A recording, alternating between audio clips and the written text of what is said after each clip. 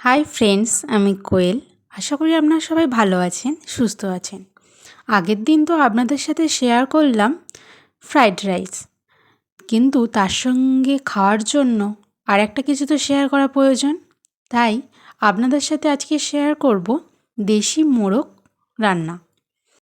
প্রথমেই পরিমাণ মতো মাংস ভালোভাবে পরিষ্কার করে নিয়ে নুন, হলুদ, লঙ্কা গুঁড়ো, সরিষার তেল, আদা রসুন বাটা দিয়ে ভালোভাবে মেখে নেব।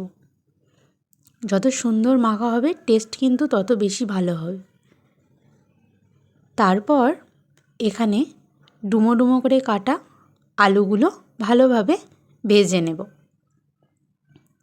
দেখুন আলুগুলো ভাজা হয়ে গিয়েছে। তারপর কড়াতে সরিষার তেল দিয়ে এখানে গোটা গরম মশলা আর তেজপাতা ফোড়নে দিলাম। তারপর দিয়ে দেব পেঁয়াজ কুচনো আর দিয়ে দেবো কিছুটা কাঁচা লঙ্কা দিয়ে ভালোভাবে ভেজে নেব।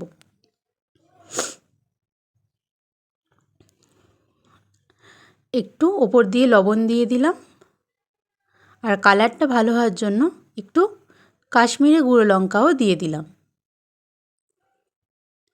দিয়ে আবারও ভালোভাবে ভেজে নেব।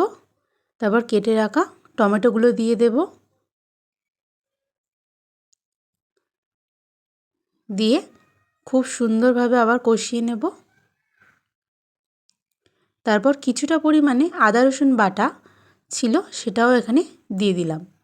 দিয়ে ভালোভাবে কষিয়ে মশলা মাখানো মাংসটা এখানে দিয়ে দেব।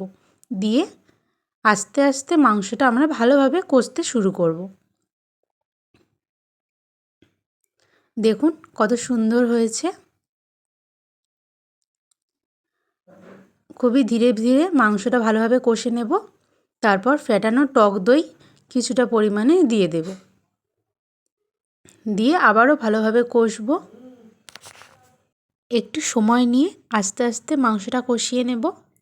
যেহেতু এটা দেশি মোরগ সেই জন্য হতে একটু সময় লাগবে। দেখুন কত সুন্দর কষা হয়েছে, মাংস থেকে তেলও ছেড়ে দিয়েছে। খুব সহজেই এই রেসিপিটা আপনারা বাড়িতে বানিয়ে ফেলতে পারবেন। তারপর এখানে ভেজে রাখা আলুটা দিয়ে দেব। দিয়ে মাংসের সাথে আরেকটু কষিয়ে নেব আর কুচনো ধনেপাতা দিয়ে দেব। ফ্রাইড রাইসের সঙ্গে কিন্তু এটা পারফেক্ট কম্বিনেশন। দিয়ে আবারও ভালোভাবে কষাবো।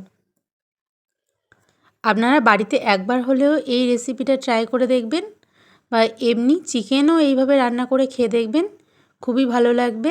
আর বাড়িতে বানানো ভাজা গুঁড়ো মশলা এখানে দিয়ে দিলাম, সাথে গরম মশলা গুঁড়োটাও দিয়ে দেব। দেখুন আমাদের কষানো হয়ে গিয়েছে। এখানে প্রেসার কুকারে আমরা একটা সিটি কি দুটো সিটি দিয়ে নেব, কারণ এই মাংসটা একটু হার্ড হয়। দেখুন কত সুন্দর হয়েছে, খেতেও খুব সুন্দর হয়েছিল। আপনারা একবার হলেও ট্রাই করবেন আর আমার পাশে থাকবেন। আজ ভিডিওটা এখানেই শেষ করলাম। টাটা।